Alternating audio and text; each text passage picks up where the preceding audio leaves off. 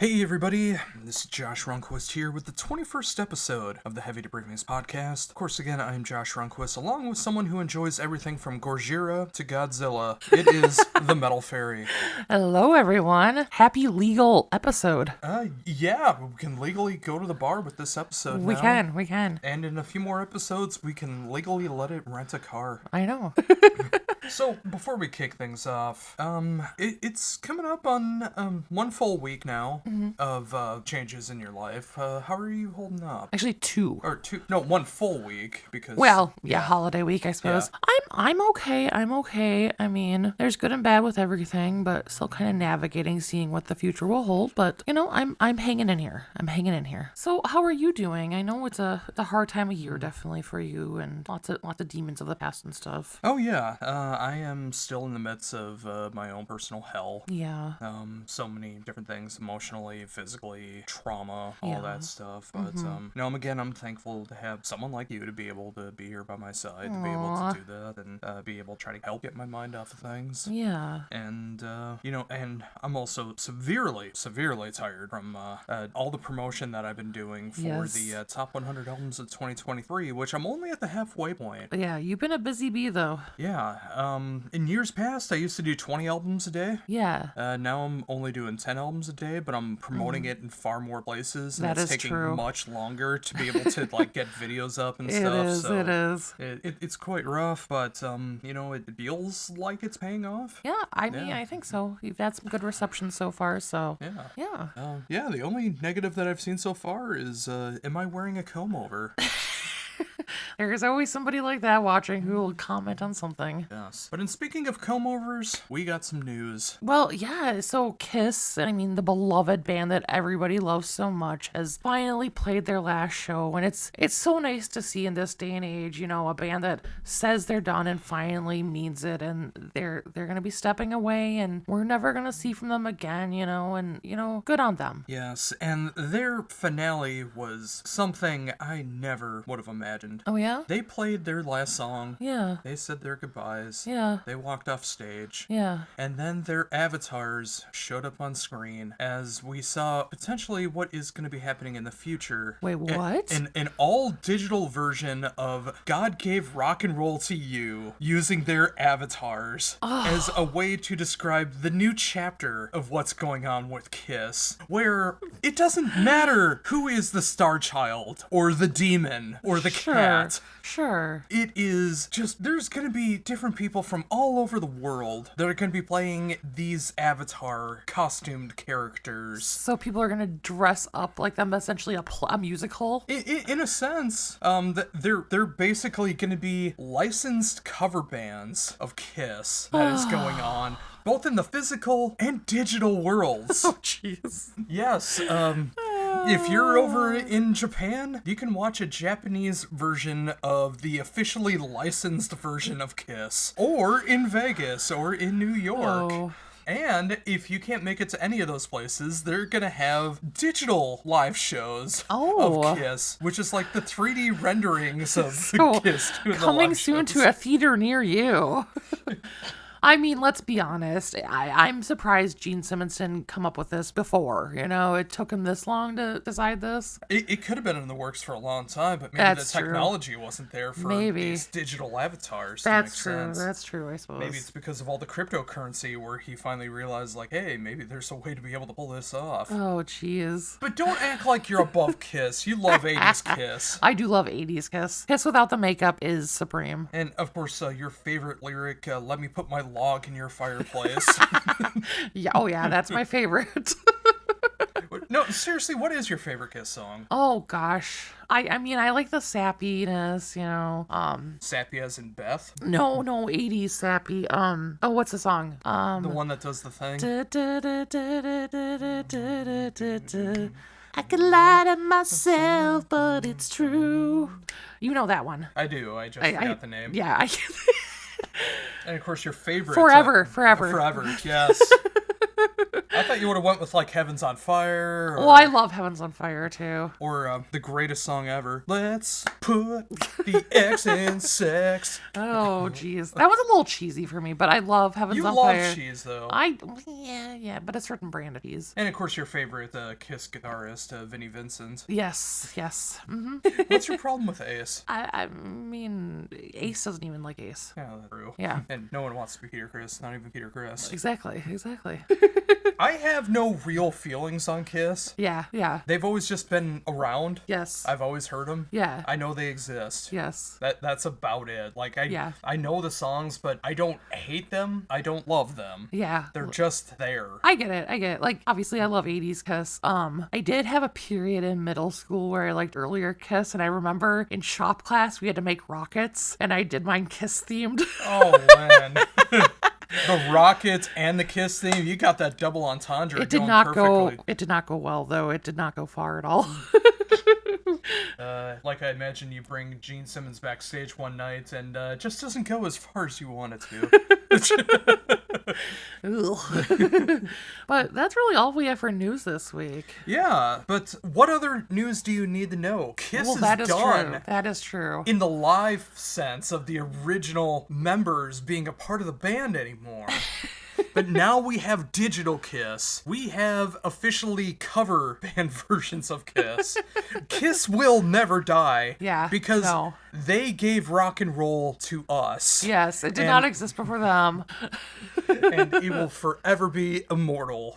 Exactly. Alrighty, so up next we have our Christmas segment of the week. We are going to talk about our favorite Christmas episodes of TV shows. Yes. I know you have a ton of Christmas episodes. I have a few. I'm not sure if you're repeating any shows or anything like that. We'll get into it. Yeah. I only have a few because my Christmases have always been broken growing up, so I don't have as much attachment to a lot of them. But I do have a few. Yeah. So that's better than nothing. Well, do you want to start with yours then, and then we can end up with all mine? If you want to do it that way, sure. Okay, yeah, go ahead. I just did this in order of memory. Yeah. Just whatever came off the top of my head first. Sure. Of course, the original Simpsons roasting on an open fire. That is on my list as well. Yeah. Basically, it's the very first episode of The Simpsons. You get to see how they are outside of the Tracy Ullman show. Yeah. And the overall theme is how they get Santa's little helper. Yes. The abandoned dog at the dog track who gets in last place and doesn't even finish the race. And his owner kicks him out, so Homer takes him in. And of course, many seasons later, that owner comes back and tries to take Santa's little helper again. Yes. After Santa's little helper basically becomes Spuds McKenzie. But it's a very sweet episode. It is. The second one, I'm not really going by titles for the rest of these. Okay, but, that's fair. King of the Hill. Okay. When Hank's mom shows up for Christmas. Oh, and, the unbearable blindness of something or another. Where Hank goes blind. Yes. After seeing something so wrong. Yes. In the kitchen. Yes. That is a great one. Hank's eyes when he goes hysterically blind is just hilarious. I do have some other King of the Hill represented on here, but not that one. All right. Oh, good. Bob's Burgers I have on here as well. I went with the candy cane truck. So that is Christmas in the Car. Yeah. I love that one. Bobcat Goldthwait plays this trucker driving a candy cane truck. Gary. Who chases the Belcher family down after Bob is just like constantly honking at him. And it was Linda honking. Oh, Linda honking. And Bob was trying to tell her, I know you're trying to do jingle bells, but it just sounds like honks to him. And I also found out what a Dutch baby is because of that episode. Yes, it's a pancake. I had no idea. Yes. South Park. I went with the original Mr. Hanky, the Christmas Pooh. Aw, yes. The very first episode I ever saw of South Park. Yes. I have other South Park on here, but not that one. Yes, I have that one where the legend of Mr. Hanky comes real. And yes. It's just a fantastic episode. It's completely messed up still after almost 30 years now. Absolutely. I mean, around Christmas too, but I thoroughly enjoy it. And finally, one that is guaranteed not to be on your list. Okay. I have Futurama. Yes, that with is the on my original Xmas episode. Okay. Where John Goodman plays the evil Santa robot. Yeah. And over the years, Santa went from good to evil. So anyone who's on his naughty list, he tries to gun down and kill during Christmas. All right. Oh dear. Of course, on every subsequent episode where you see the evil Santa, it is the voice of Bender, but in the original one, it's John Goodman. Okay. And that's my top 5. Nice. So I have a lot.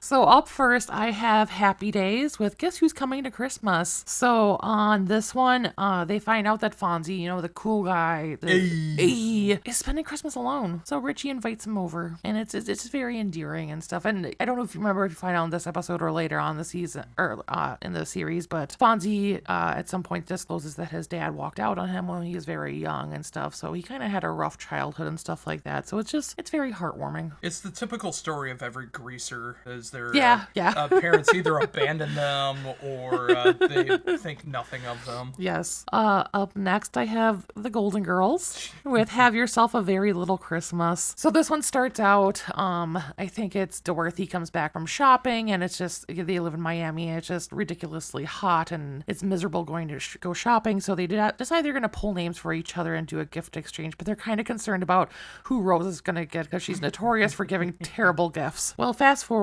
also in the beginning, Stan comes by with some scheme that he wants to get money to get some get rich quick scheme that he has. So then fast forward, Rose actually ends up giving a good gift, which surprises all of them, and she's about to go down to a homeless shelter to volunteer for the day, and they all decide to go with her to help out because she's actually surprised them with this. So they go, and obviously they have a lot of meaning from volunteering there, but there's a Santa that comes in, and they find out that it's Stan, and Dorothy finds out in talking to him that he's been kicked out of the house by his wife because he cheated on her. Imagine that, Stan cheating. And a lot of back and forth happens, and then eventually they get to a point where Stan kind of realizes he doesn't have it so rough, and it's just kind of an endearing moment. Up next, I have the Gilmore Girls.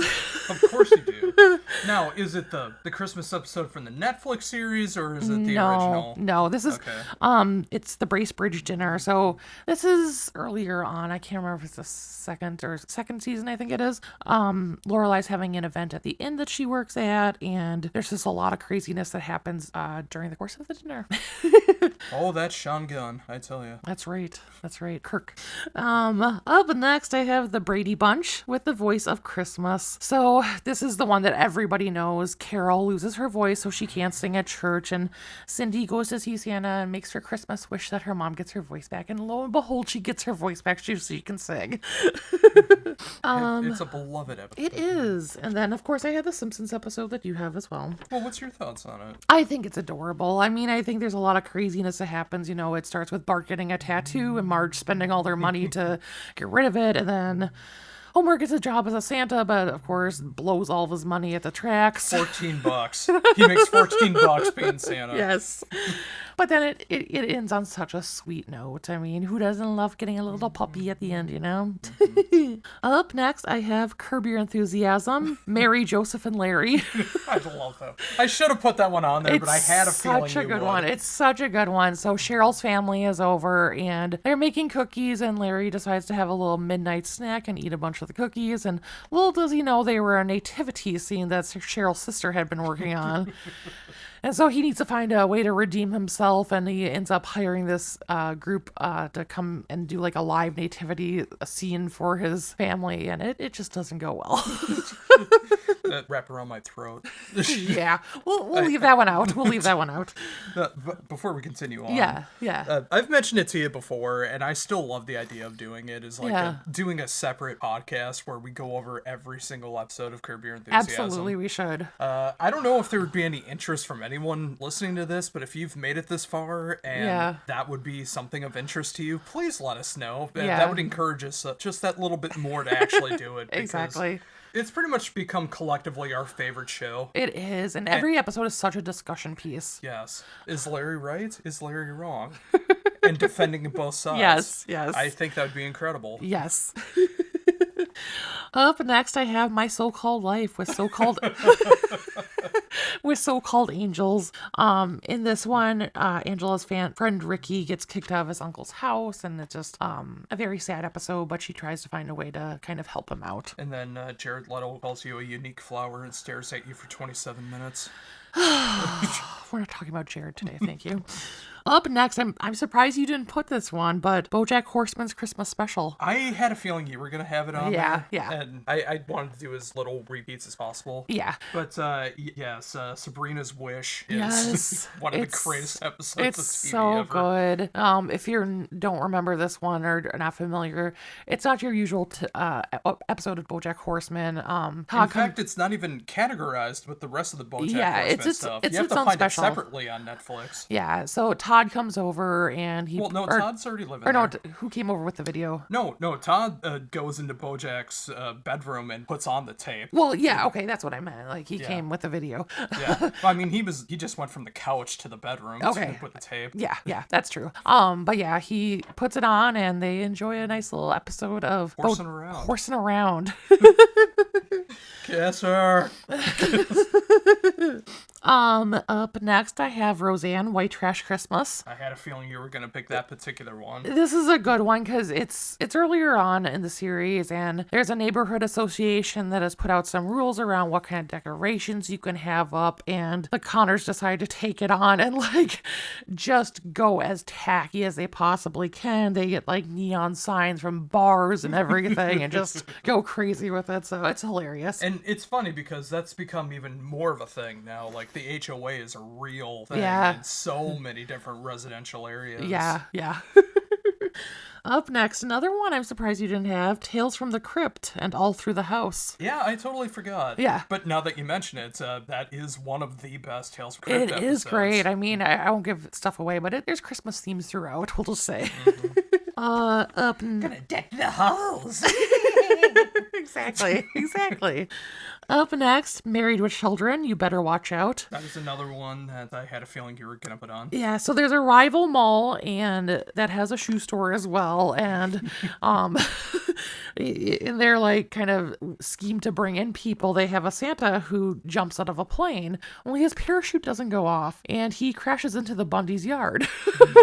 So in order to kind of counterbalance and bring more people over to Al's side of the Al's mall and his store, he decides to dress up as Santa. You know, just thinking back in like when it started in the late 80s, the fact that Al could just sell women's shoes and be able to raise a family of 4 in a 2-story house. That's oh, try that now. Times have changed.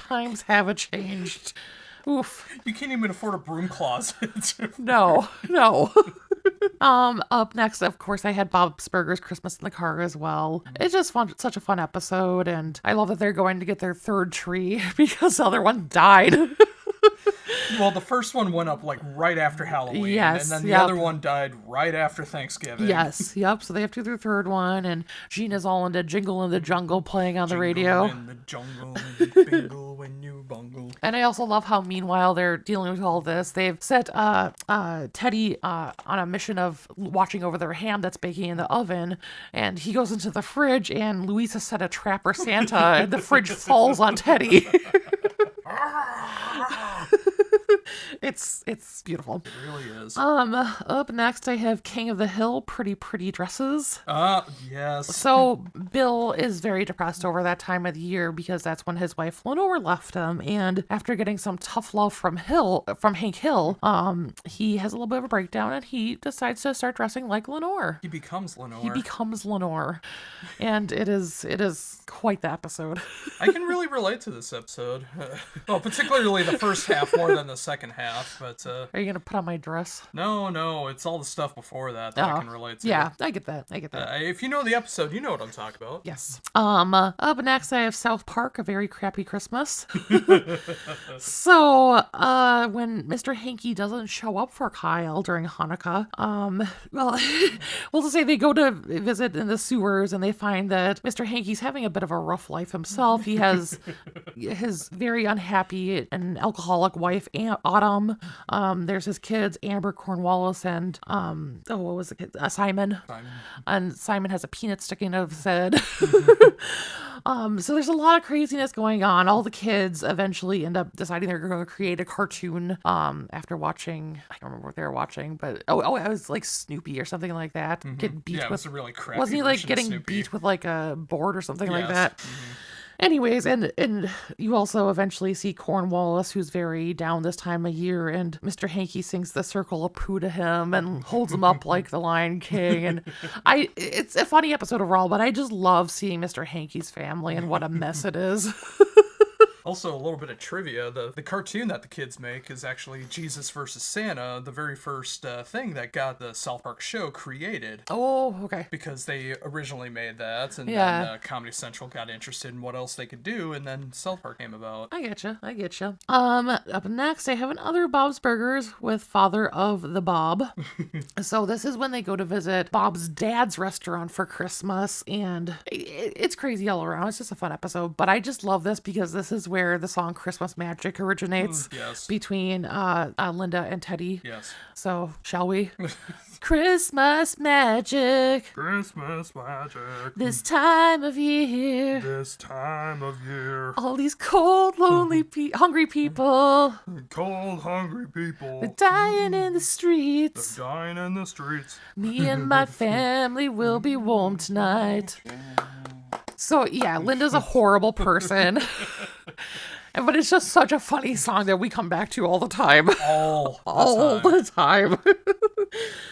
Up next, I have two more. Up next is King of the Hill, Mrs. Wakefield. Oh, This is online. This is one of the most hated episodes. I have a love-hate relationship with it. Like, it's kind of creepy. So it's about this older lady who used to live in Hank's house, and she comes by and he lets her come in and see it. And she has ulterior motives, though. She thinks that she's near the end of her life and she wants to eventually pass inside this house because she had so many dear memories there. And so she kind of keeps trying to sneak her way back into the house, and he tries to keep her out and stuff. But at the end, they come to a nice point where he's just like, why don't you just stay and enjoy Christmas here, and you can come back and, visit us whenever you want, but don't like sneak in here to die. So it's creepy, but at the same time, I like the ending because it's a sweet moment. It is a sweet moment. It is. But it's also hard with the latter day King of the Hill episodes where Hank is the voice of reason. Yeah. If you watch the early shows, you're not supposed to listen to Hank. And then he eventually just becomes the voice of reason for the whole show. And it's polarizing. Some people love it, some people hate it. Yeah, And I some get people you. think it's okay. Yeah. And finally, I have Twilight Zone, The Night of the Meek. So this one, there's a character named Corwin who is homeless, but he seasonally plays Santa, and he shows up to play Santa, and he's drunk, so he gets fired. He ends up trying to go to a bar, but he isn't able to get in, so he goes to an alley and sees that a sack is knocked over, and when he picks it up, rewind a little bit. When he got fired, he made a wish that, like, for one night, like, everyone meek in the world could kind of win, essentially. The meek would inherit the earth, essentially. Just like in the Bible. Yes. So he finds a sack later, and as he goes about his business, like, anybody who is kind of down on their luck and reaches into the sack will get a real good present out of there, but anybody who isn't gets, like, an empty can. So lots of craziness happens. He ends up getting almost arrested, blah, blah, blah. But He gets more than he bargained for. he does. But then at the very end, he wishes that he could do this every year. And he goes back to this alley and sees an elf in a sleigh. And he realizes he's now Santa. So it's just really sweet. Which you really don't expect in a Twilight Zone No, episode. you don't. But You just always imagine it being dark and downtrodden. And... But it's nice kind of seeing this side of it, So what about you? What are your favorite holiday episodes? Of course, we mainly covered Christmas, but I know there's Hanukkah and Kwanzaa episodes and stuff out there. Absolutely. Lots of other things. So if there's anything holiday related that you like to let us know in the comments down below. So up next, we have our TV segment. We haven't really watched a ton for TV, but we did see a couple previews for upcoming, a new series and a new season of a show. So Both on Amazon Prime. yes. So first, we saw the preview for the next season of The Boys. Yeah, it looks way darker. It does. The very last scene that you see of Homelander in an elevator. Yeah, it's crazy. I won't give it away, but if you No. look at it, some stuff is clearly about to happen and has happened. Yeah. Yeah, I'm very, very excited about it. I am as well. Like, yeah, to your point, it looks very dark. Like, I feel like it's been such a roller coaster with the past seasons of The Boys and kind of everywhere they've been. So I'm curious to see where the season's gonna go.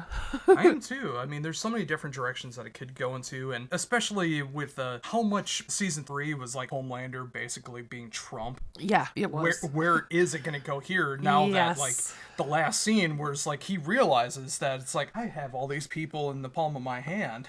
They'll do anything I want. Yeah. And that's what the season feels like. It's, well, now he's finally going to get people to do what he wants now. Exactly. Yeah. I'm excited. So that's coming out next year at some point. We don't know exactly when. It just said 2024. Mm-hmm.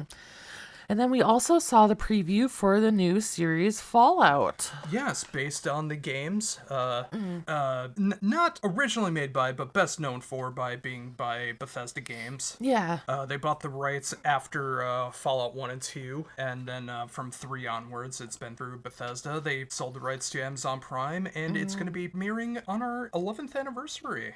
Yeah, and it's coming from people who also worked on The Boys, and then also Westworld. Westworld, yes. So that gives me a lot of hope. Me too. Like in Westworld, like we watched some of it, but we haven't watched the entire thing. But I don't even know where we can watch it now since it's not on Max. Yeah, I'm not sure, but while we watched it was amazing. So. Oh yeah, I wish we would have kept up with it, but just things happen. Exactly. Although we did see a Simpsons World, which is basically how the whole story of Westworld plays out. Well, that is true. And there's of course the original movie from the 70s, Westworld, which is the same thing, but of course the show was modernized. Yeah. But they didn't really give away what the real story is about, although apparently it is canon to the Fallout folklore. So I'm very curious to see what that's going to be about. I mean, they show all the great stuff in there. The cute little canine dog meat is in there. Yeah. They got the ghouls. Looks like he's playing some kind of bounty hunter. Yeah. There was the giant bugs. What was it, the bear? Yeah, it kind of looks like it's more Fallout 4 than anything, but I'm very curious to see where in the timeline it's going to be. For anyone that's paying attention, it's Vault 33. Okay. And there's 101 vaults that were made underground just in case there was a nuclear attack on the United States. Okay. So there's 101 vaults. This is in Vault 33. Okay. So, it's going to be very interesting.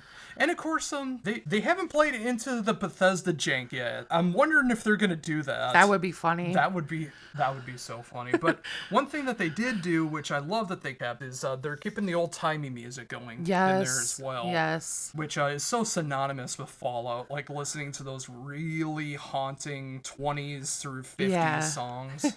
Yeah. So I hope they keep that up through the entire show. Yeah. Because I find that to be such a seminal part of it. But kind of like I told you, I kind of feel the same way that I did about Twisted Metal. Yeah. Where it feels like it's serious enough, but they're also going to be like taking shots and make fun of the whole thing at the same time. And if it's like that, it's going to be an amazing show. Yeah. As somebody who hasn't played it, but I have seen you play it, obviously, and I want you to play it. Yeah.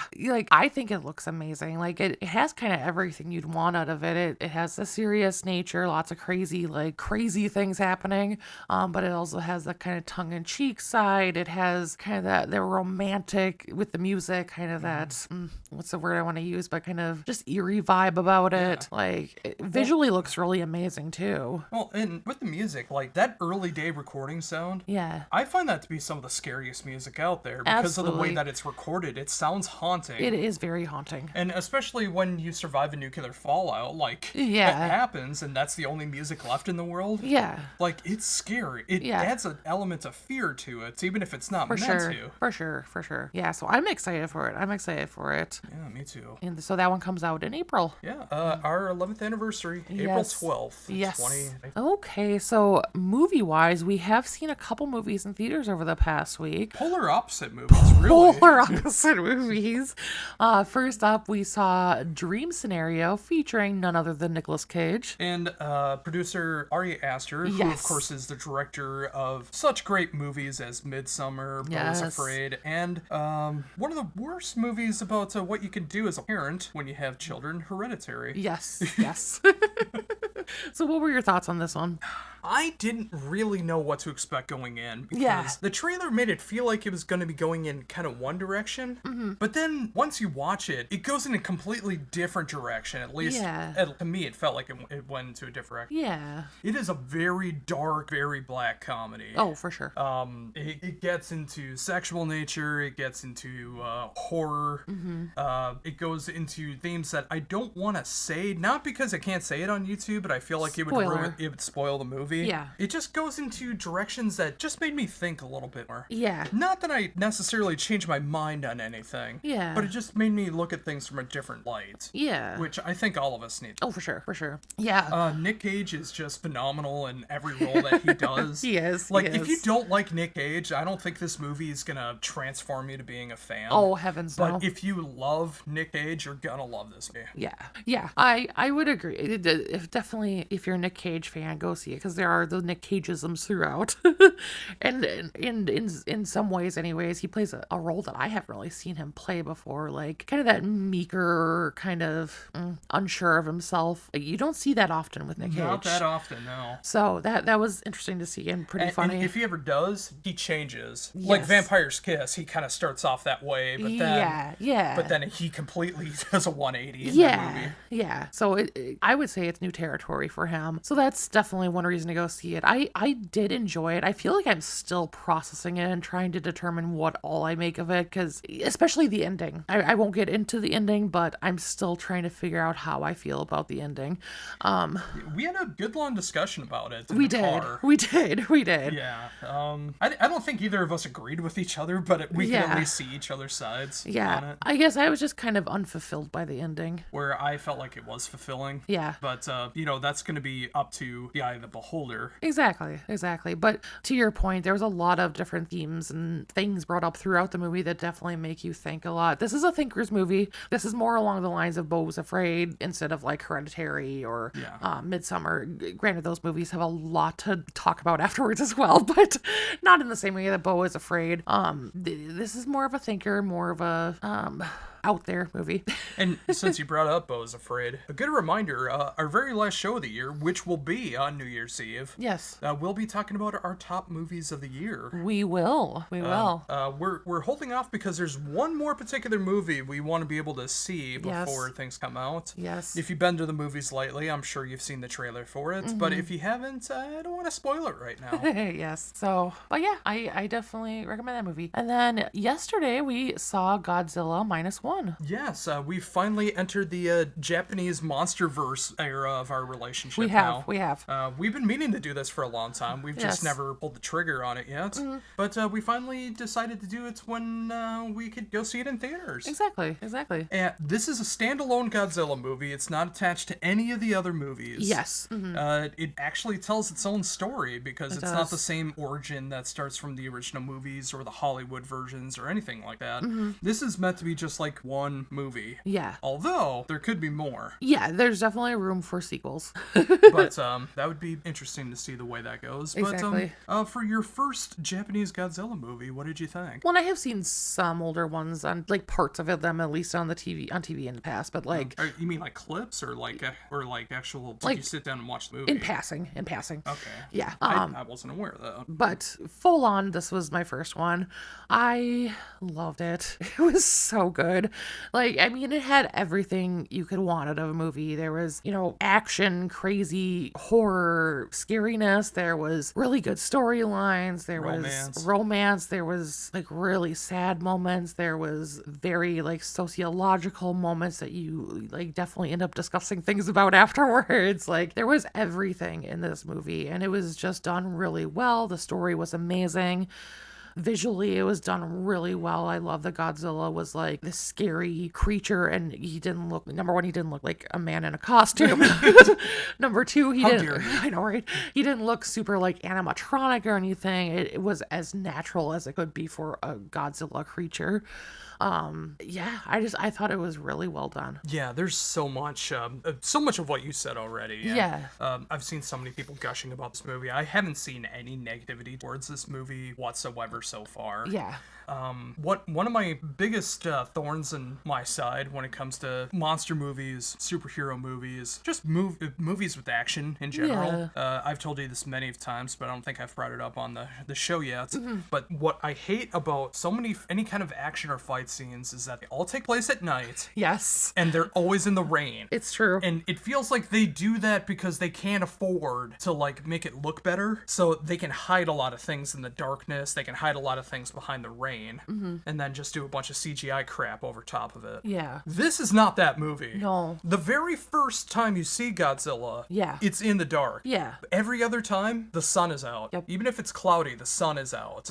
And I appreciate that they actually took the time to make sure that Godzilla looked right in the water. He looked right in the land when he was destroying things. It looked right in the daytime, which you never see anymore. Yeah. The next Godzilla movie they make in Hollywood, no, it's going to be in the dark and it's going to be in the rain. That's what's going to happen, and you just have to buy into that. And that might be one of those things that people don't pay attention to. Yeah. But now that I brought it up, people are going to pay attention to it. I also loved the use of the original Godzilla theme. Yes. As well. Yes. I thought it was magnificently played. They remade it, but it sounded so authentic to the original sound that I love so much. It did. There's so many moments that broke me during this movie, which you would think in a monster movie, it's like, well, it's supposed to just be about Godzilla, right? I mean, you're not supposed to care about human actors.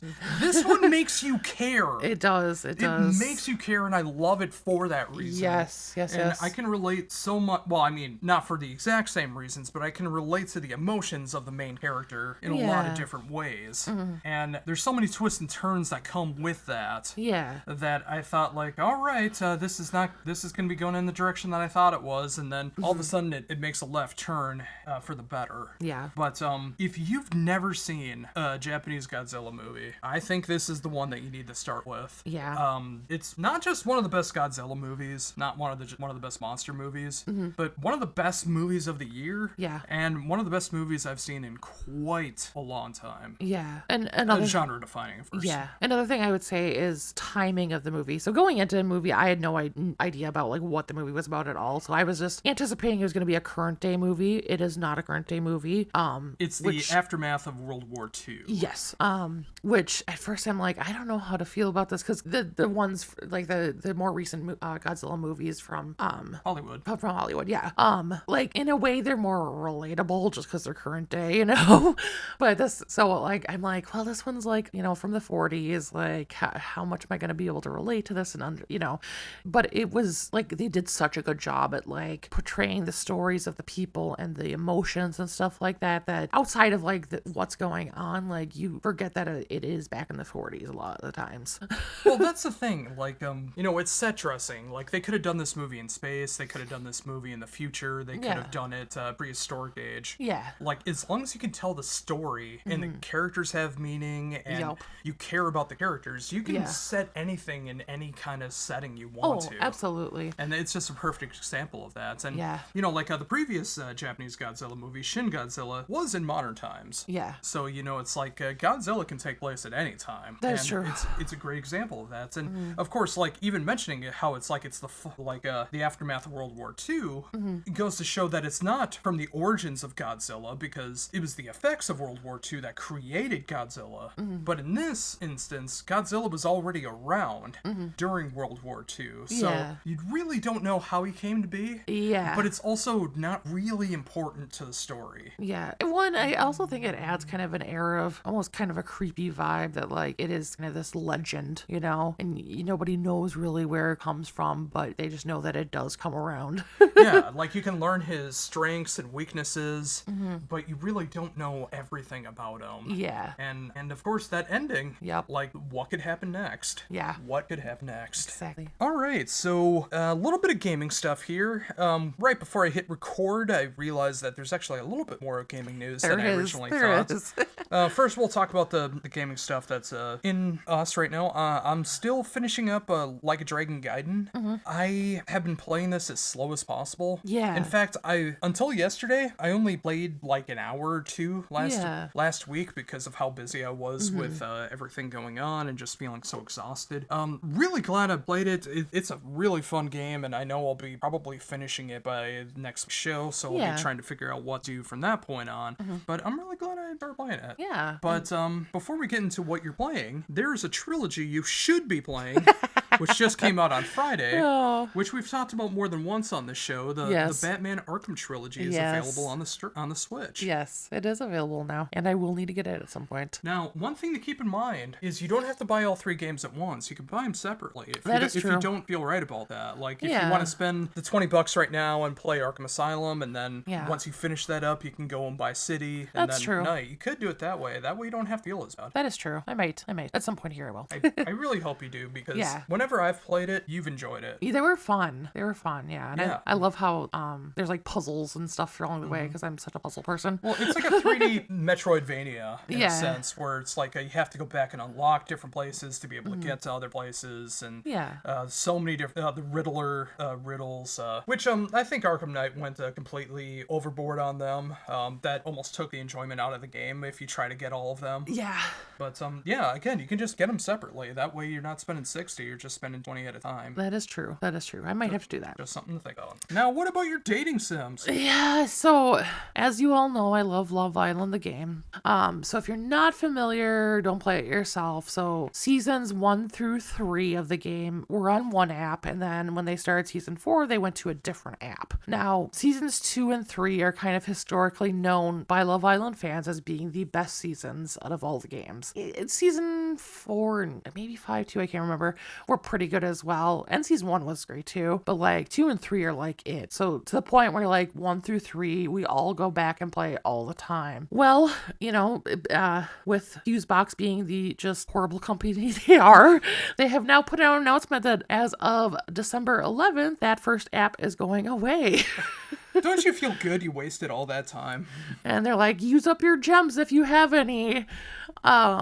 It's heartbreaking because the recent seasons have not been great, and like there's been so many complaints, and it's like they don't even like listen to us, and like everything is costing more gems now, and now they're taking away these seasons that we've loved for so long, and we're not going to be able, in their announcement they're like, we might be able to bring them back at some point in a different way. It's like that's not happening. Yeah, exactly. So a lot of people on Reddit are talking about how they're just going to be done with Fusebox once they pull the plug on this guy. So, yeah, aren't you so glad you wasted all that time? It's so disappointing. Yeah. So I might have to quick replay those seasons before the time is up. Although it's not done in the same way. That's how I felt about like when Volition had to close down because Saints Row. Yeah. Like we're never gonna get that full DLC. Yes. That was promised because they had to shut down because of the poor sales and everything, and just it sucks. It does. It really sucks. You know, how am I gonna marry my Henrik again? And speaking of potential marriage or dating, or at least picking up ladies of the night. Yes. Coming up on Tuesday. Yes. We have an announcement coming from Rockstar Games about Grand Theft Auto 6. We do. Now, we originally were skeptical of this, thinking that, okay, it's probably just another re-release of something. Yeah, or like a mobile game or something. But it turns out Netflix is going to be having that the original 3, Vice City, and San Andreas. So if you want to play it on your phone, if you want to play it through an app on your TV and stuff, you can do that now. Yeah. Which is insane to think about. Yeah. But still no Grand Theft Auto movie, although I don't know how you would do that, but regardless. Grand Theft Auto 6 is on the horizon with their first trailer. Yes. They didn't say what kind of trailer it's going to be. Right. It could be just the logo. It could be actual gameplay. It could be what the story's about. Cinematic.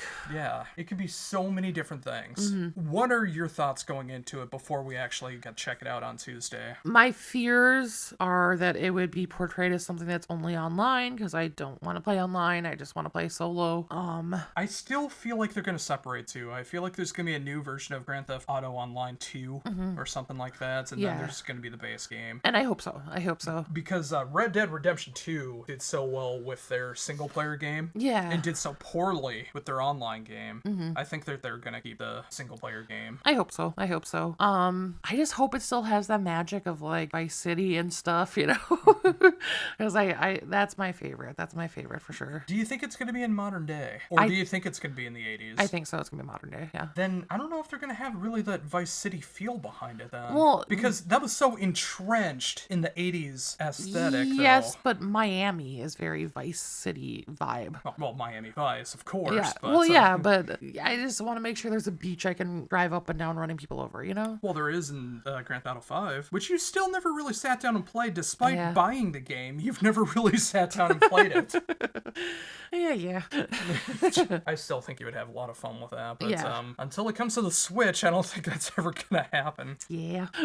But also this week, more video game stuff. Yes. Coming up on Thursday, we got the Video Game Awards. We do. Where there's going to be a lot of trailers for stuff and a lot of self-servicing awards. Yes, there will be.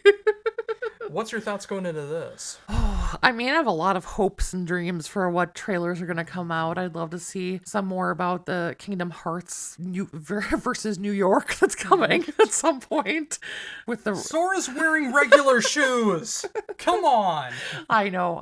I'd love to see a new Bloodstained. I'd love to see the new Perfect Dark, something from that. Oh gosh, what else? What are you looking forward to? Well, there's so many things that I would love to see. I'd love to finally see Hollow Knight Silk Song. Yes. Finally get an announcement. Yes. I don't think that's gonna happen. No. Really shooting for the dark. I'd love to see a new Conquer. Like Conquer's bad for a day. Yeah. I mean, Rare is a part of Xbox now, so well, for a very long time they have been, and I would just love to see that get revitalized in some way, shape, or form. Yeah. I'd love to see something on Fable, which I think would be your new favorite game series if you ever sat down and played it. The Fable games are so much fun. Maybe even more on Grand Theft Auto. Like maybe like on Tuesday they kind of hint something's gonna happen, and then on Thursday is like a bigger reveal. I could see that happening maybe. I'd love to see True Crime or True Crime. Yeah. Either redone or a new one coming out. I love that game. That's through Activision. Yes. And that's now at least in the process of being owned by Xbox. I know everything went through. I'm not sure if everything's like set in stone. Yeah. Yeah, but I think that could very well happen. I'd love to see a new Skyrim. That is going to be so far away. I know. They announced it in, was it like 2018 or something like that they were working on Elder Scrolls 6. I can hope and dream. Yeah. And then a lot of self-servicing awards that don't really mean anything. Yes. Which is how I feel about all award shows of all kinds. Yeah. I mean, you can talk about your favorites and stuff like that. There's nothing wrong with that, and we're going to be doing that coming up. Exactly. In the next segment. But, like, the whole awards thing and having people cast their votes for it, or having an extravagant group of professionals deciding who wins and who loses, like, it means nothing. It does. If you're a metal fan and you care about the Grammys, you're wasting your time. You are. Why do you care? If you're a metal fan and you care about the Rock and Roll Hall of Fame, you're wasting your time. Yes. Why do you care? Yes. Although I will say, I think it should just be called the Music Hall of Fame at this point. Yeah. But it doesn't matter. It doesn't. Why does it matter? Why do you need a band to get this kind of recognition when you enjoy it? Why do you care if they get a piece of plastic? Exactly. But we'll probably be going off on that more as the weeks come. But we got some more lists to go over in our next segment. All right, so we checked out a couple new singles this week. First up, we checked out the newest single from Bruce Dickinson, Afterglow of Ragnarok. Yes, I think it's 19 years since his last solo album. Yeah. I know he did like one, maybe two solo albums after he rejoined Iron Maiden, but this is Bruce Dickinson back in solo form. It sure is. As someone who's never heard a single track from Bruce Dickinson's solo work, what did you think? I'll preface this by saying Iron Maiden is fine. They're fine. They're not as amazing as everybody seems to think they are, but whatever. Bruce Dickinson, It felt like he was really trying to do something grand with this, and it just kind of lackluster. I mean, it's just there. It's there. That's pretty much how I feel. Yeah. Like, it's supposed to be like this grandiose thing, like this short movie that was made with just absolutely terrible CGI and horrible green screen action and everything. Yes. And the music, I don't know, it's a little darker than Maiden, but is it though? Is it though? I mean, I don't know. I'm trying to give it the benefit of the doubt here. right. I just, maybe it's because I've been such a loser all of my life that I never really caught on to the trends. Yeah. Like, I've never been a huge Black Sabbath fan. I've never been a huge Maiden fan. Yeah. I was into Metallica, obviously. That's how I started off listening to music. But as soon as Saint Anger dropped off, I stopped caring about Metallica. And I just forged my own path. I don't care how popular or unpopular in consensus a band is. If I like it, I like it. And I don't feel obligated to like bigger bands just because they're bigger bands. Exactly. Which seems to be the case for a lot of people. Yeah. Where it's like, come on, it's Maiden. Yeah. You have to like this. It's Iron Maiden. Yeah. Okay, maybe it's not Number of the Beast, but you have to respect the fact that they're putting out new music. No, you don't. Be happy it's this good. Oh, you don't. And as you've said many times, just because it's the first doesn't mean it's the best. Absolutely. And also, I would like to say that I feel like Bruce is trying to have his Christopher Lee moment, and no one could be Christopher Lee. Only Christopher Lee. Yes. And he's gone now. He is. And speaking of other ideas of the apocalypse, Bruce Dickinson had Ragnarok, but Dragon Force has a Doomsday Party with Elise from Amaranth. Yeah, yeah. Now, we heard the original version of this like a month or two back. We did? Yeah, we did. Oh, I don't remember. But they remade the song, Oh. or maybe did a bonus version of the song Okay. that has Elise from Amaranth. in Sure, it. sure. So, as the gigantic Amaranth fan that you still are to this day, Right, what right. did you think? Oh, Lord. Yeah. No. I mean, it's like, it feels like they're trying to make this big joke and like they're trying to like show like, yeah, we're in on the fun, we're in on the joke, but it's such a ridiculous thing that they're not even in on it anymore. Like, we're laughing at them and they think we're all laughing together. Like, it's just stupid. It's stupid. What about Elise? She added nothing to it. Her dancing was ridiculous. Like, What about her vocals? ugh. Come on, what about when she tried having a little grit in the... That was ridiculous. That was absolutely ridiculous.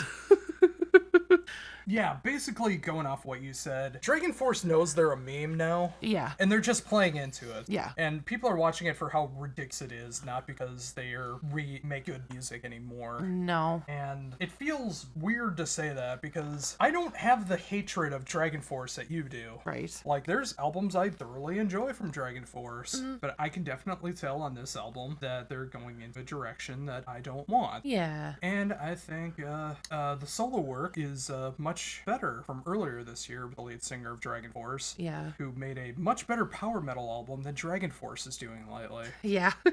And even when I talked to him in the interview, it sounded way more excited about talking about his solo album than talking about Yeah. Dragon Force. Yeah. Well, and I'm Like, I feel like Dragon Force is like the obligation to him now. maybe. Well, and even if that's not the case, like, I'm sure, his solo album's like his baby, so. That's true. But, yeah. But I was just trying to give that more No, praise. totally. And like, hey, check Yeah. this out more. Yeah, because absolutely. it's better. Absolutely. But, and speaking of stuff that we could definitely have some thoughts on, Yes. we've been doing this lately where we've been going over people's best ofs because obviously I'm in the midst of doing my top 100 You right are. now. And we're going to save the bottom 50 for the end of the show. Yes. But 2 weeks ago we covered Decibel's top 40.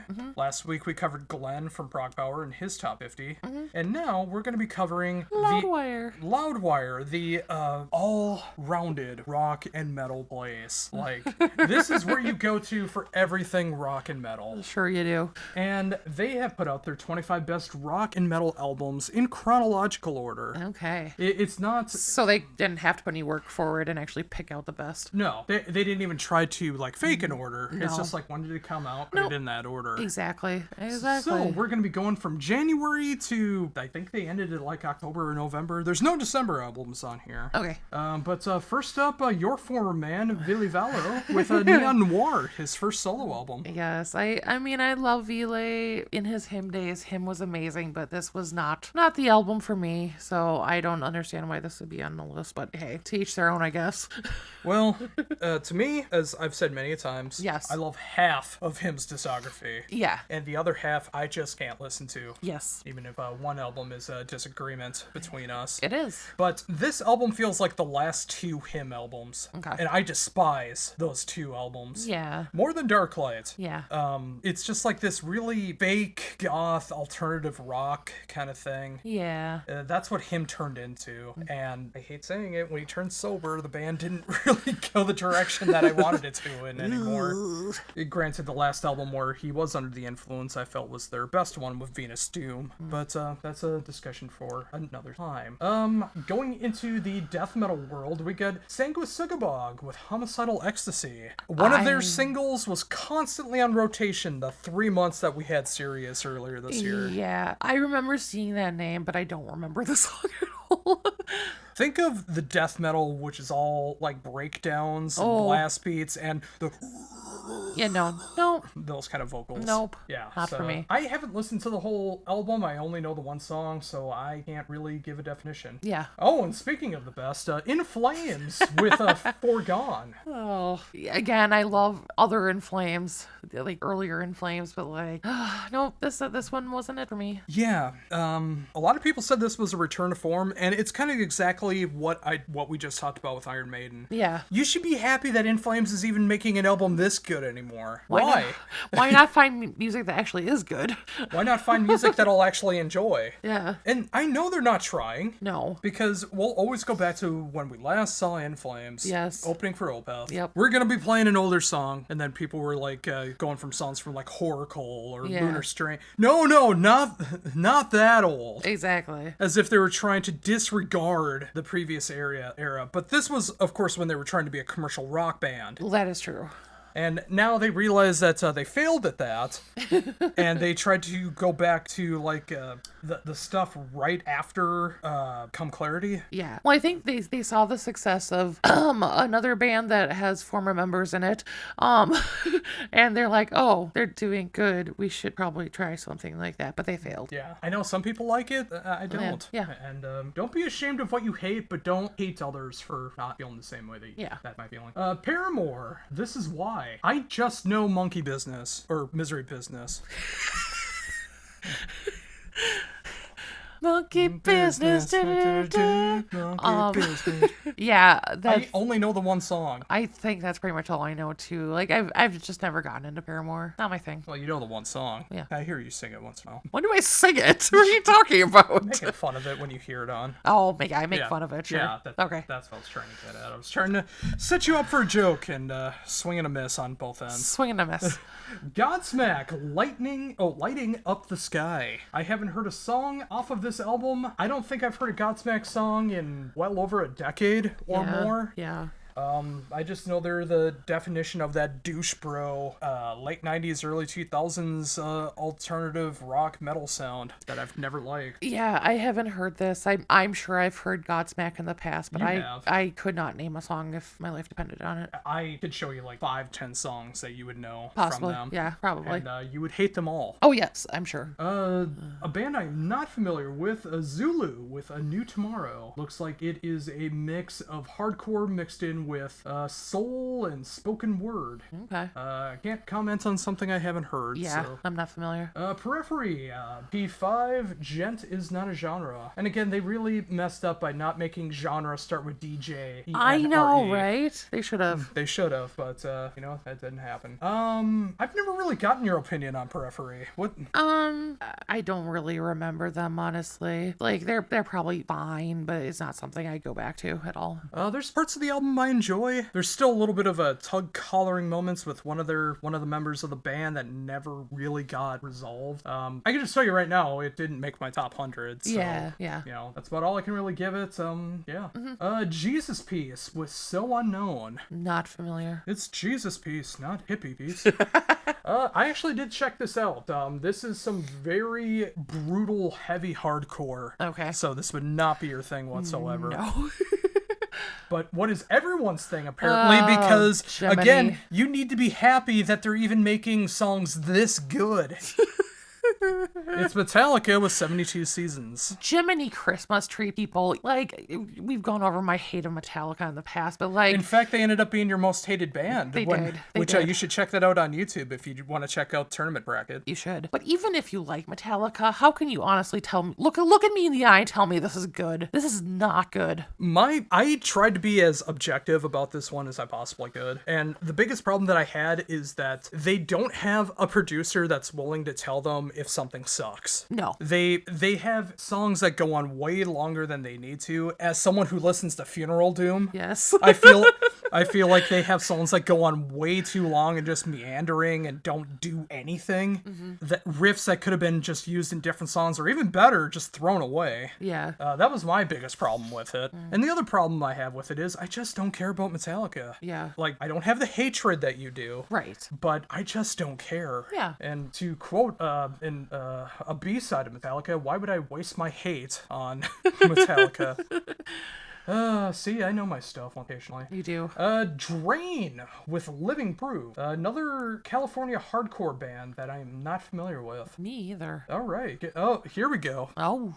One of the most polarizing bands of 2023, Yeah. Sleep Token with Take Me Back to Eden. Yeah. I know we covered this one last week with Glenn's list as well, but not for me. Not for me. Yeah. The Imagine Dragon of metal. Yeah. Mm-hmm. Avenged Sevenfold, Life is But a Dream. Not if you're listening to this album. Would you say it's more of a nightmare? He's took off his glasses. Nightmare?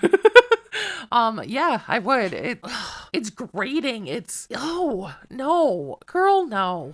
To be fair, you only heard the 2 songs. That was enough. People said those were the 2 worst songs on the album. I don't care. If they're part of the album, that's bad enough that it doesn't deserve to be on the list. I wish more people would be like that. It's usually supposed to be in good faith that if you put out your worst songs first, that the rest of the album's supposed to be better. Yeah. But if the songs are so bad that you don't want to check out the rest of the album, Yeah. that's what happened here. Exactly. And I've seen a lot of people praise this. This is the most progressive, experimental Avenged Sevenfold album to date. Yeah. As someone who loves progressive and experimental music, I just don't care. Like, I heard the 2 songs and they just sounded like a gargled mess of riffs in a blender. Yes. Like, they're trying to be Mr. Bungle, but they forgot how to make it a song. They forgot how to bungle. Yes. Well, no, actually, they did bungle, because bungle is when you mess something up. Oh, okay. So they did literally bungle. That was actually on a couple episodes ago when we were rewatching Curb Your Enthusiasm. We talked about how Larry bungled the situation up. That's right. But as we continue on, going into June, we got Foo Fighters with But Here We Are. I haven't heard a song off of this, so I can't say a word. Yeah, I haven't heard it either. I'm not really typically a Foo Fighters fan, but I won't comment. I know it's in good faith because it revolves around death. I think it was like Dave Grohl's mom died, and then Taylor Hawkins died, so it's supposed to have a lot of emotion and impact behind it. But that makes sense. if you're not a Foo Fighters fan already, I can't imagine this would be the album to bring you in. Yeah. It just doesn't seem like Foo Fighters are trying to do that anymore. They're just sticking to what they know. Yeah. Which is fine. Just not my thing. Another name that I keep seeing coming up, and apparently is the big band of Rockfest at Cadott, Wisconsin next year. Oh. Jelly Roll. Yeah, no, I don't know who they are. It's one person. Oh, okay. Hold on. To Google we go. Okay. That's him. I feel like I've seen him before. Apparently he's like a country artist, he's a rock artist, he's a hip-hop artist. He's kind of like a new Kid Rock. Well, that's what we need. I don't know what his political standpoints are, but yeah, that's all right. That's all I know. I haven't heard a second of his music, so I can't comment. No. But also, I have it in good faith that it wouldn't be something I would enjoy. Yeah, me either. And why listen to something if you're not going to enjoy it? Exactly. Unless you really love putting yourself through hell. Yes. Queens of the Stone Age in Times New Roman. Do you get the joke? Oh, yeah. Yeah. Oh, but you get it though, right? Yeah. No, I haven't heard it. I'm not a fan of Queens of the Stone Age, so. I haven't been a fan of Queens of the Stone Age since pretty much their first album, and I can't imagine that this is the album that would bring me back into it. Yeah. Nita Strauss with The Call of the Void, her first album with vocals on the album. Yes. So when I interviewed her years ago, she talked about making an album like this. This is the one you showed me, right? I showed you a song off it. It had Anders from In Flames on it. Yeah. But it also has Lizzie Hale, Elise White-Gluz, David Draymond, Chris Motionless, Alice Cooper, Lilith Czar, Anders Frieden, Marty Friedman, and Dorothy. All right. I thought she was dead by now since The Wizard of Oz was like 1929. I mean, from what I heard, I mean, I've never been like a Nita Strauss fan. Like, I've just never been drawn to listen to her. I mean, I guess honestly, I don't. It's very rare that I'm drawn to like just guitar players, especially if it's just guitar. My only exception. Well, it's not just guitar. She makes well, this time, music. Yeah. right? But you know what I mean, like. Well, I mean, even on the previous stuff, like there's like bass and drums and words and I stuff. meant instrumental. Okay. Yeah. But with this one, from what I heard, it sounded very much like she was trying to tailor her music towards each artist that she was having sing on it, which I get in one respect, but at the same time, it's like, well, what's your personality? What is your musical style? So, which I don't know if there is. Yeah. So. Like, you're great for being able to, like, hey, I could learn your entire set in a day. Look, I can make songs that sound just like your stuff. Yeah. Instantly. But where's your personality? Yeah. So, yeah. It could be fine, but I've only heard the one song, so. Yeah. Greta Van Fleet, or as a lot of people say, Led Zeppelin 2 with Starcatcher. I have not heard this album. I think I've heard bits and pieces from them. Yeah, Led Zeppelin Wannabe. Yeah, I mean, whatever. I haven't heard it, so I can't make a fair judgment on it. Yeah. Seven Dust with Truth Killer. I did hear this album. I completely forgot about it, which is, as someone who does enjoy Seven Dust, I think that kind of says a lot, sadly, that I instantly forgot about it once I got done hearing it. Yeah, I haven't heard this, and Hav shut down, so I'm not going to. That is an inside joke if you were in the Twin Cities metal scene. Yes. But from what I remember, like, Seven Dust has a formula that they always stick to. And it's a good, catchy formula, but it's the same formula. Yeah. So, from what I remember, I mean, like, I don't think this is going to be the Seven Dust album to get you into the band if you never liked them before. Yeah. Maybe if you're looking for something in this style and you haven't checked them out before, go for it, but I don't think this is going to be the album to win you over. Mammoth, WVH, of course, Wolfgang Van Halen with Mammoth 2. Yeah. I have only heard the first album. I have not heard the second album, so I have no bearing in this. Yeah, I haven't heard it either. I know he's like focusing more on like the modern hard rock scene, and I think on this album there's a little more experimentation on stuff, but I just haven't heard it, so I really don't know where to go from there. Yeah. Filter, who I didn't even realize put out a new album. Didn't know they were a band anymore. They opened for, I think it was like Godsmack when they came to Treasure Island. Okay. I think it was them, or the band that I always use Filter with, but Yeah. I'm forgetting who that is right now. But with the Algorithm, which I can only imagine is taking shots at social media. Yeah, probably. Just like a video that we watched yesterday. Oh, I love all the old Filter stuff. I love Hey Man, Nice Shots and Take a Picture. No, those are the only two songs that I know. Yes. I can't name a third Filter song. Nope, me either. And, even if there's a title track called The Algorithm, I don't know I have no idea. No idea. Cannibal Corpse with Chaos Horrific. Now, what is your thoughts on Cannibal Corpse? Having seen them live. Yeah. I mean, I appreciate that they're like horror-esque and stuff like that, but I don't really love the music, and I just don't like the vocals, so. That's sad, because I think Corpse Grinder's actually very good at what he does in Cannibal Corpse. I think Chris Barnes is an abomination to vocals everywhere. The original singer who does like Hammer Smash Face. Like, I hate those vocals. I only listen to Corpse Grinder, Cannibal Corpse. Yeah. I haven't sat down and gave this a full spin yet. Yeah. I've heard songs, but that's it. Yeah. Not because I didn't enjoy it, but just because I've had like 200 other albums that I checked out, and it just got lost in the shuffle. Makes sense. Creeper with Sanguivar. I have no idea who they are. Going off the first part, if the only thing you thought was missing from Meatloaf's music was a gothic twinge and lyrics about a certain Lord and Savior performing oral sex inside a strip club, then Sanguivar, the third album from UK's Creeper, should be able to fit you like a latex bodysuit. I mean, I do love Meatloaf, though. A gothic Meatloaf. Maybe I'll check that out. Who knows? It could be good. Could be. I haven't heard of them until the list. I have my reservations with being on a Loudwire list, but hey. Well, it says it's campy and cheesy like Rocky Horror, and you love Rocky I Horror. do love Rocky Horror, too. So maybe it's like a modern version of Rocky Horror? Maybe. Maybe. Maybe. I don't know. Blink-182 with One More Time. Oh. An album that shouldn't exist. I mean, Mark Hoppus, had testicular cancer and barely survived. Yeah.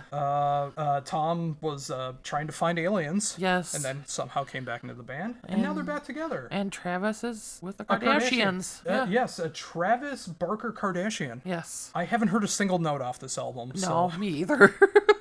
I have nothing to add. We haven't heard it. We haven't heard it. Yeah. So what can you say? I apologize for not doing my Blink-182 research. Yes. And finally, two more. The Rolling Stones with Hackney Diamonds, the band's first album in well over 20 years. Well, I haven't heard it, and I am not a fan of the Rolling Stones, but what I do know of the Rolling Stones is everything sounds alike, so I have heard it in a way. But it features guest vocals from Lady Gaga. Well, gee golly, better jump on that then. The star of the worst Simpsons episode, Lisa Goes Gaga.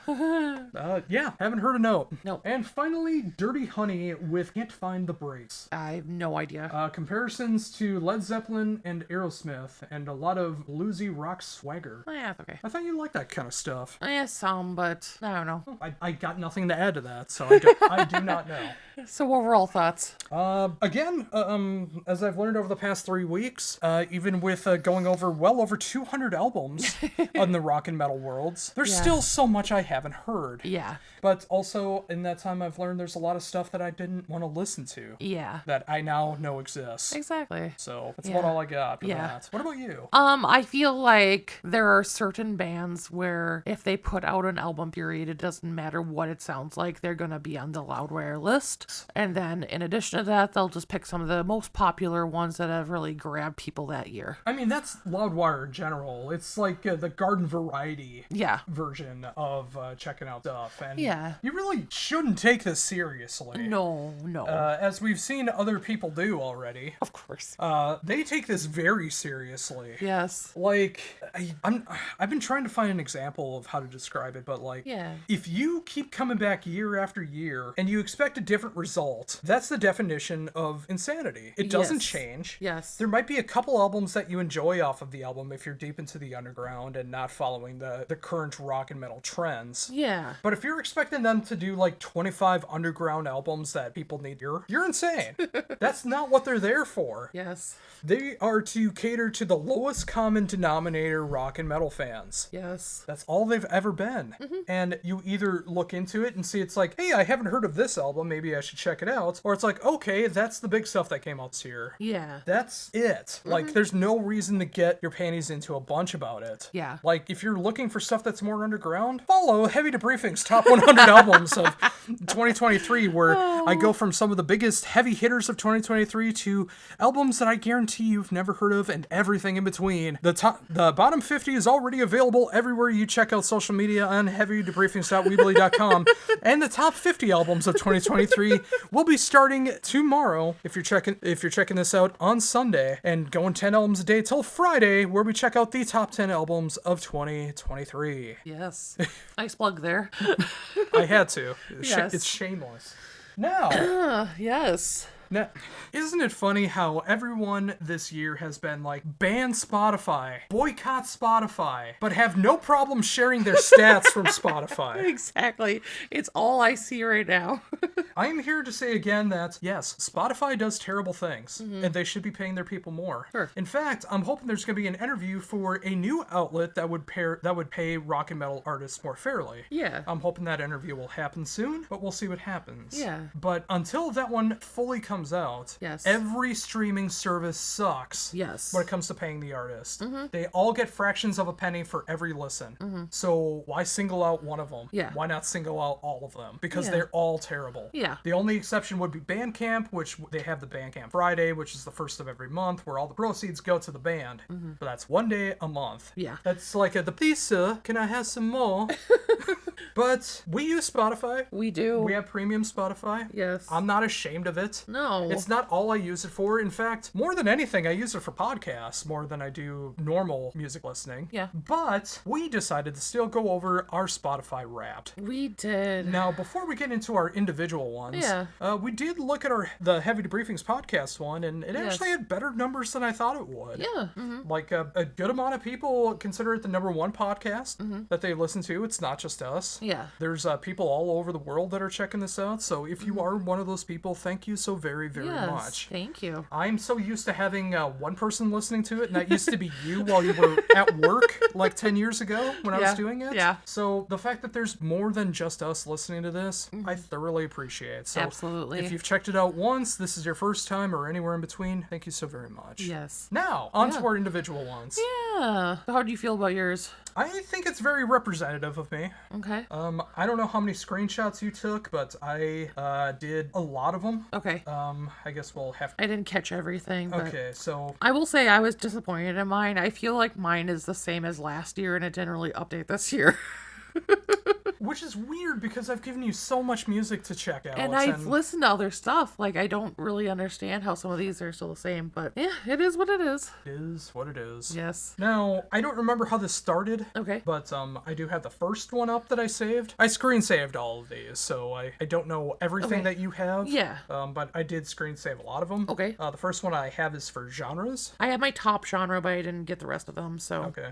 I do have the top genres, but I apparently listened to 106 genres in 2023. I think I think I had about 50 some. Okay. I didn't screen share that. That is completely fair. Now I have the top genres as well. Yeah. Which it looks very basic when I look at it, but it looks like it's in a sandwich. Okay. Is that how yours looks? Well, I just have my top one right now. Oh, you just have the top one. Okay. Trying to find. All right. Well, I other... have my top 5, which I guess I'll go over right now while you're doing that. Okay.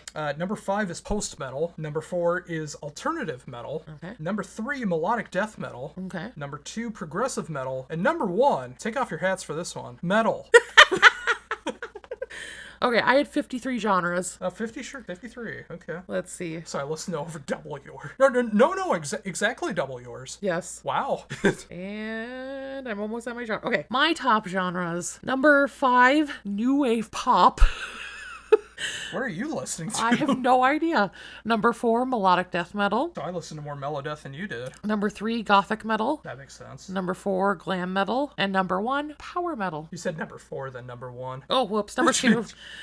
My apologies, everybody. It's okay. My apologies. Now, the next one that I have is where I should be living right now. Yes. Where I should be having all of my friends. Yes. Because people there are far more likely to be fans of Sentence, Omnium Gatherum, and Insomnium. Mm-hmm. I have a little bit of Finnish in me, and I can't pronounce this. I know. I'm just gonna spell it. Yeah. JYVASKYLA Finland. Same here. Because they also listen. Yeah. They also listen to Sentence, Morphist, and Dynasty. Yeah. That's apparently where we need to move. It is. It is. All right. Next up, I have the amount of songs that I've played in 2023. Okay. I feel like mine will be much higher than yours. So yes, it will. So what's yours? 1,069. Those are rookie numbers. Absolute rookie numbers. 6,048. Holy. Yeah. I mean, I figured. All right. Next up, I have my top songs. Yes, I have my top songs as well. I will say this is no definition of what landed in my top 100. Yeah. As some of these bands didn't even put out music in 2023. I know. Same here.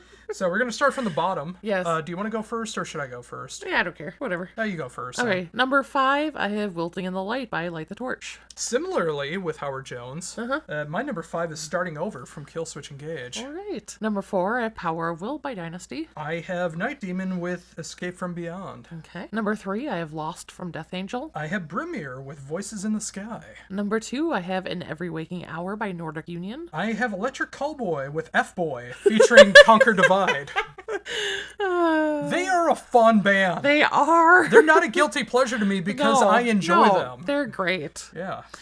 And number 1, I have Sage's Words by Paradise Lost. Very similarly, featuring Gregor and Nick Holmes, I have Yes. Tomorrow's Sky by Host as my number 1. Nice. And again, no real way of knowing if that's in my top 100 Yeah. albums, because I don't think that's a real definition. Yeah. All right, you listen to Blank Amount of Minutes is the next one I have. Okay. You're going to go first because you have the rookie numbers.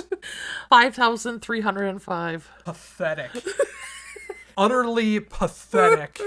Do you want to take a shot at how many minutes I've No, listened? I don't. Now, I will say, this isn't all music. I listen to a ton of podcasts. That's true. That's true as well. I Yeah. mean, and I don't. no accounting the taste. Yeah. For taste is some joy as well. And also, we should say that a lot of what you listen to, I listen to as well, because you play it for both of us. So, That is true. technically, I should earn up some of those minutes. You should. But, so, what do you think it's worth? Oh, Come on. A number between 1 and infinity. 30,000, 50,000, 100,000. 88,796 minutes. Oh, I am pathetic. It's a rookie numbers. Rookie numbers. For anyone curious, Yeah. since they let me know, that's 61 days nonstop. That tracks. That with tracks. with how much gaming I do, that makes sense. All right, the number of artists that I've listened to. Well, I don't know that I have that. You listened to blank artists this year, but one came out on top. Yeah, I don't have how many artists. All right, well, do you want to take another shot in the dark between 1 and infinity?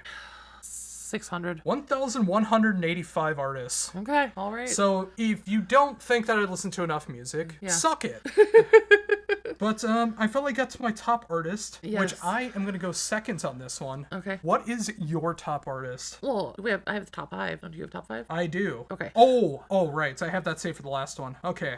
Yeah, I'm going to my top 5 here. Oh, okay. All right, you go first. Number 5, The Offspring. I didn't think you listened to him that much this year. Okay. My number 5, Electric Callboy. Yeah. Yeah, that tracks. It does. Number 4, Nordic Union. Number 4, Story of the Year. Yep.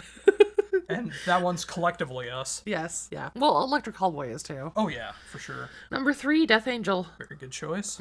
Number 3, Nevermore. Okay. Yep. One of my all-time favorite bands. Yes. Number 2, Paradise Lost. My number 2, Killswitch Engage. Nice. Which I'm sure, I know a couple people who anuses are puckering right now that Killswitch Engage is that high up. And that makes me happy. Yes. Yes. And my number 1 is Bloody Hammers. Bloody Hammers. Wow. Take a shot, because I don't think you'll get it. Oh gosh. Your number 1. My number 1, the band I listen to more than anyone else. Oh. Doo-doo-doo. Woods. You would think so, but it is not Woods of Ypres. Catatonia. It is not Catatonia. Oof. I don't know. Richard Cheese. You know, other years I would have said so, but I didn't feel like we listened to him that much this year. I know, but I played a lot of Fallouts, and when That is true. I wanted to listen to Yeah. something besides the music that was in Fallout, Yeah. I felt Richard Cheese is some perfect music to listen to while you play Fallout. That's true. I forgot about that. I forgot about that. And I played a lot of Fallout 4 this year. So, yeah, they're my That number makes sense. 1. That makes sense. Oh, So, just for verification, there's Yes. everything right there. very nice. Very nice. Yeah.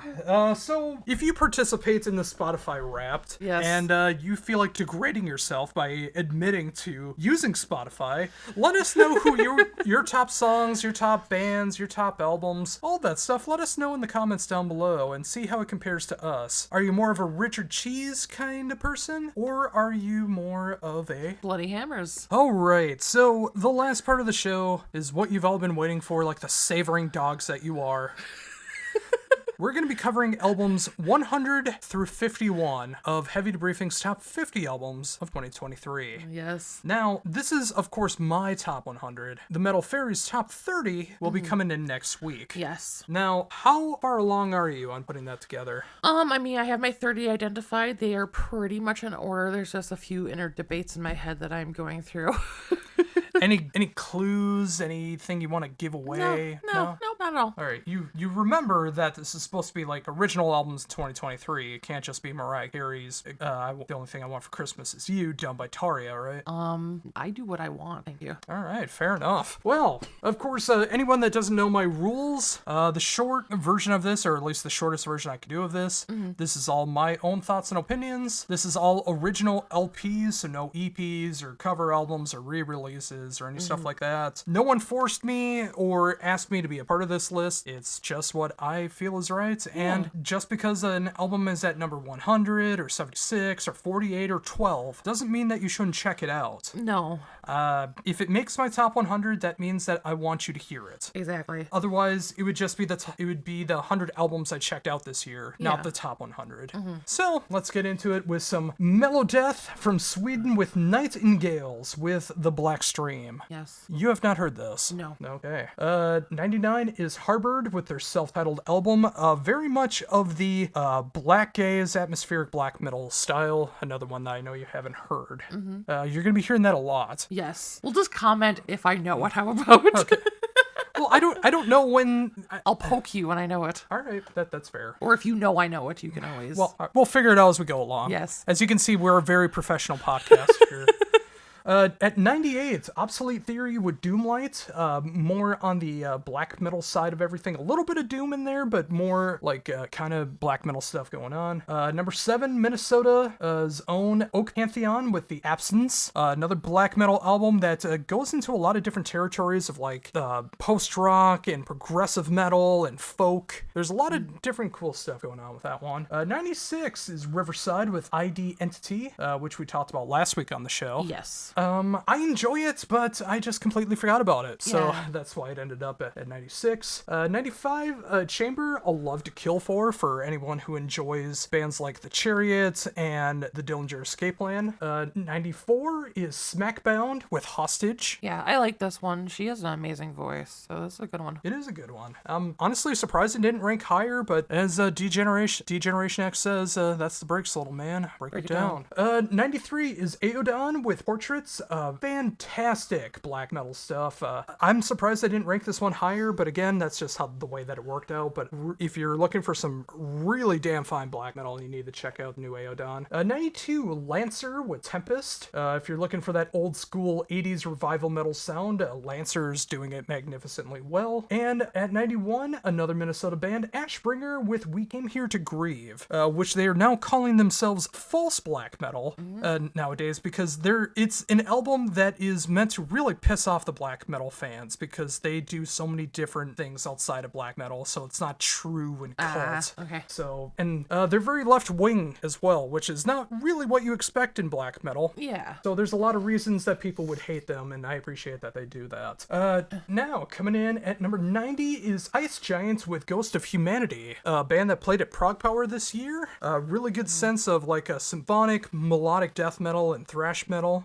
Really cool stuff, and just their sophomore album. At 89, we got Scar Symmetry with the Singularity Phase 2 Xenotaph.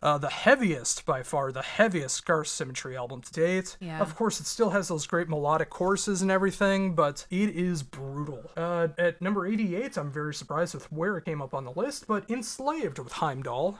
It really harkens more back into the black metal sound than the progressive black metal sound, so if you like more of the straight up black metal sound, this is the album that you're looking for from the band. At 87, we got Arrival of Autumn with Kingdom Undone, a metalcore band that has a lot of thrash metal and progressive death metal elements to it, so a band that's very underlooked, but a really good band. At 86, we got Obituary with Dying of Everything. Of course, that classic Florida old school death metal sound, one of the best from the area. At 85, I imagine an album that's going to be in your top 30, Recite the Cynic with their self-titled album. That is a fun one. Yes, Stefan Weinerhall, formerly of Falconer, and his black metal band that I can never pronounce right, has decided to go into the synthwave metal route. Yes. Yeah, no, it was a fun one, and I enjoyed it. We'll see where it ends up. At 84, we got Aeonic Impulse with their sophomore album Beyond the Light.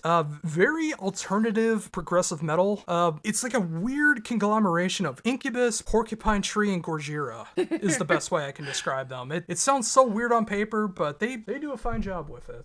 83, we got Valensara with Shore Stank, a very comedic take on folk metal. They really take the wind out of everything. To me, it feels like if Devin Townsend decided to start doing folk metal because of how much of like taking the wind out of the whole thing that it does. Yeah. And I appreciate that. 82, we got Beyond the Black with their 5th album, their self-titled album. That's a really good one too. Yeah, it's a very good album. Not as symphonic as their previous albums, which I've talked about at length about how I feel about a lot of symphonic bands doing the more modern metal take, but I think Beyond the Black does a really fine job of it. Yeah. And 81, we have Inherence the Void with The Impending Fall of the Stars, which is just another dark, ethereal black metal album with killer production that I think a lot more people need to check out. Absolutely. Coming in at number 80, which actually dropped significantly, but I was not expecting that. But I also saw that this band is already back in the studio working for an album for next year, which I think is going to be a more fine-tuned version of this album, which is Metal Church with Congregation of Annihilation. Yeah. The only thing that really sticks in my craw about this album is there was no ballad. Yeah, me too. I am such a sucker for the Metal Church ballads. They are good, and I mean, this was a good album, but I just didn't have that full Metal Church experience, you know? And that's what I'm hoping will come with the next album. Yeah. At 79, we got Oblivion Protocol with The Fall of the Shires. This is a debut album featuring members of Devin Townsend and Threshold and so many other great bands. It gets pretty heavy, but there's no screams or growls in this. It's on the heavier side of progressive rock. Like it's almost progressive metal. 78, a lot of people are considering this the album of the year. I mean, it was Decibel's #1. It is horrendous with Ontological Mysterium. The band started off really in that OSDM, that old school death metal sound, but now they're exploring the progressive death metal side. So if you're looking for something of the early day Edge of Sanity, Cynic, Pestilence, Atheist, those kinds of bands, Horrendous is doing it magnificently. I didn't hear this album enough to rank it higher than this, so that's just the way it goes sometimes. 77, we got Celestial with Broken Vows and the Unspoke Truth, a Singapore melodic death metal, black metal band. They really hit like a fine niche on this album with like really killer production, songwriting, and fantastic clean vocals as well. They also do guest vocals from Chelsea Murphy, who is a singer in another band that I'll be showing off at some point in the list, whether it be today or next week, you'll find out. 76, I'm sure you're surprised to find it this low on the list. Dying Fetus with Make Them Beg for Death, considering how much I played them when I was doing the interview and how much I listened to them after. Yes, they're only at 76, but this is, again, Dying Fetus found their formula of what works. Like very horrendous, grotesque vocals. Yeah. Very much in like the horror, almost torture porn style vocals. Something you would see in an Eli Roth movie. And the music that kind of matches the tone of it. And that's exactly what this album is, but it is magnificent. And speaking of magnificent, at 75, we got Sin Heresy with Castaways. Did you get the chance to check this one out? A little bit. Yeah. Symphonic power metal, which I thoroughly enjoy. I feel like they're only getting better and better, and I think Castaways is their best one to date. 74, we got Mariana's Rest with Hour. This is of the funeral doom, melodic death doom genre, which if you know me well enough, you know I love so very, very much. I didn't get to listen to this album too much, which is why it ranked where it did, but I really enjoy it, and anytime Aaron Stanthorpe of My Dying Bride is able, or Thrupp, I'm not sure, however you want to pronounce it, Stanthorpe, but regardless, anytime he shows up in a guest appearance, it just makes me happy. And I can guarantee one album that made your top 30 features his vocals on it. Maybe. I guess we'll find out. Oh, I know which one it is. 73, it is Sotana with Ones1. If you just really need to find some newer Finnish melodeath, this is the band that you need to check out. It is really good. It is fantastic stuff, and I hope more people get turned on to them because they really capture that Children of Bodom, Winter Sun, Gladenfold kind of feel. And another band, which I'll be talking about at some point, also captures that, but just a little more melodic than this one. But I thoroughly enjoy this one. At 72, we got Tailgunner with Guns for Hire, the debut album from this UK revival metal band. A lot of Iron Maiden influence, and I like them more than Iron Maiden. It's almost as if a band influenced by a band could sound better than the original. What? Who would have thought? I think they're catchier, they write better hooks, and this is just their debut album, so I'm excited to see what comes next. And at 71, we have Max Enix with his first real solo album, Far From Home. This is a double disc, or if you get the deluxe version, 3-disc album, which the third disc features a lot of instrumentals. This has almost every genre attached to it in some way, shape, or form. The only things that I've seen missing was like grindcore. Otherwise, you get power metal, progressive metal, death metal, black metal, jazz, new age, wind chimes, hip hop, and so many guest appearances from Dan Swano to Toby Driver. There's too many to list, and I know I'm forgetting ones off the top of my head because every song features guest appearances from like 30 people. It feels like, but this is a very ambitious 2.5-hour long endeavor. So if you're the kind of person that says that I like all kinds of music, test that and check out Far From Home. Coming in at number 70 is Fires in the Distance with their sophomore album, Air Not Meant For Us. I've seen a lot of people going gaga over this album, and for good reason. I mean, it sounds like fantastic Finnish melodic death doom, but it actually comes from Connecticut, of all places, which you would never think a death doom scene is there. But this is a fantastic album, very piano driven, like real piano. So if you're looking for that, and I know someone who does, this is an album worth checking out. At 69, coming in very nice, is Bell Witch with Future Shadows Part 1, The Clandestine Gate.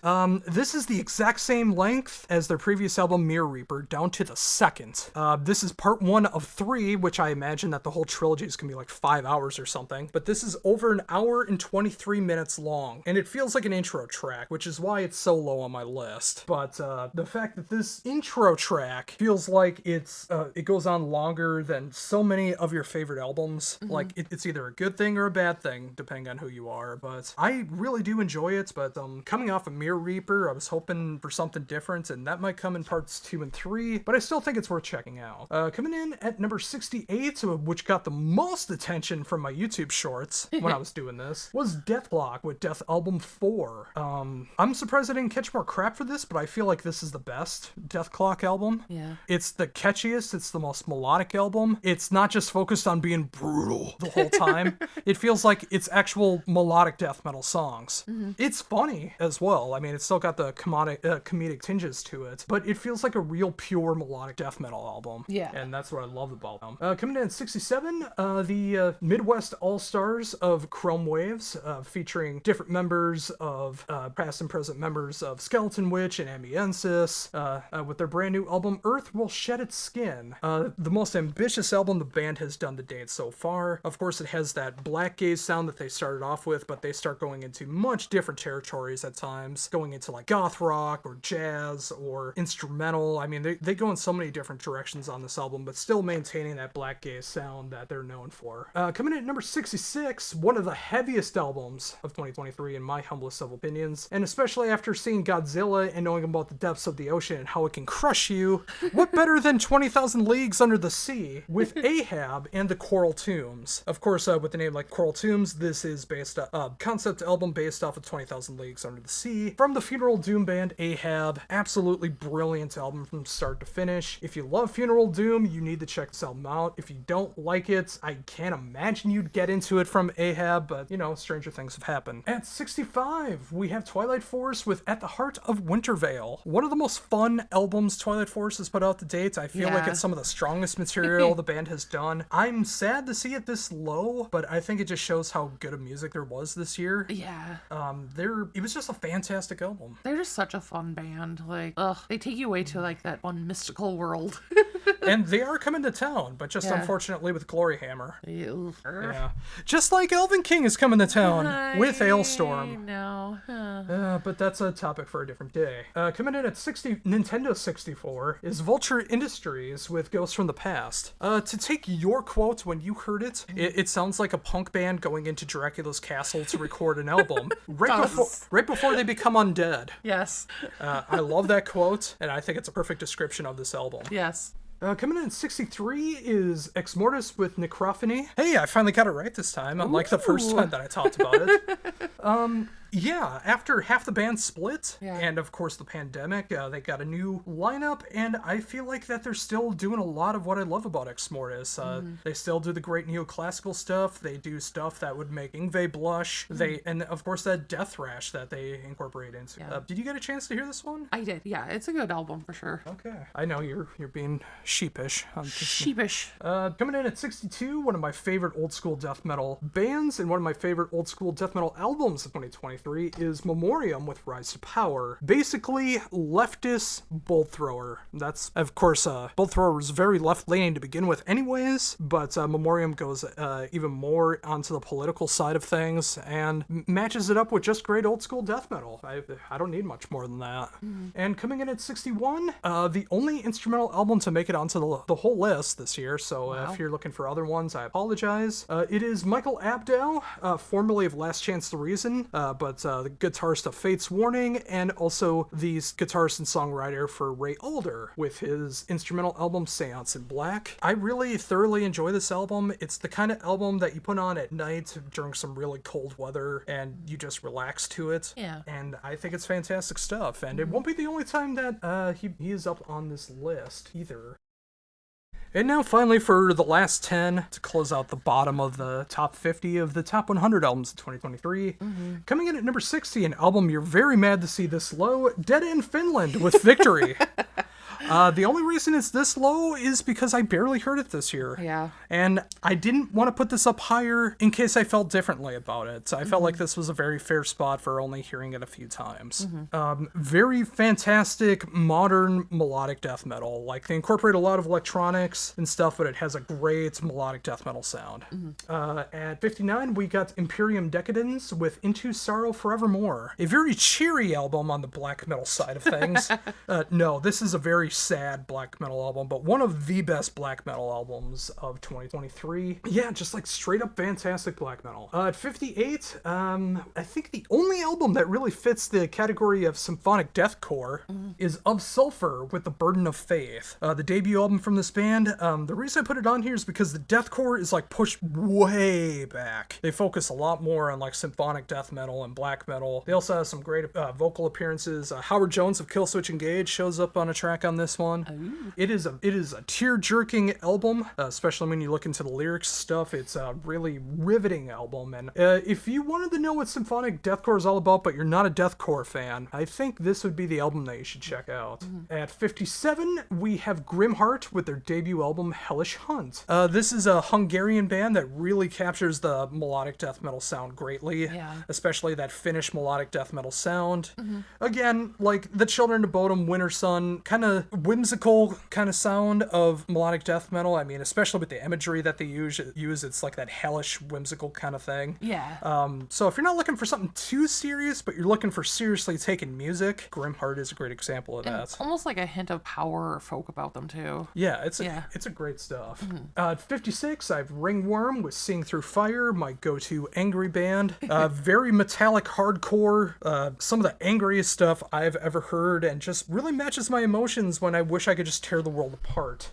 Ringworm does that again. At 55, another great revival band in Kerrigan with Blood Moon, their debut album, really capturing that old school 80s new wave of British heavy metal sound, but making it their own. Again, proven that the bands of revival metal are doing it better than the originals. I don't care what you have to say. At 54 is Noveria with Ascent. This Italian progressive power metal band has put out their best album to date. If you're looking for something that mixes Symphony X and Pagan's Mind and DGM, this is a band that you need to check out immediately if you haven't already. On this particular album, there's a heavy emphasis on the Symphony X style of the band, and I don't know if you've checked this one out, but if you haven't, you might need to incorporate it. At 53, we got Among Ruins with Land of the Black Sun, this Greek melodic death metal band. Again, another one that feels like they come deep from the heart of Finland, but they come from Greece. Just really captures that dark essence of melodic death metal.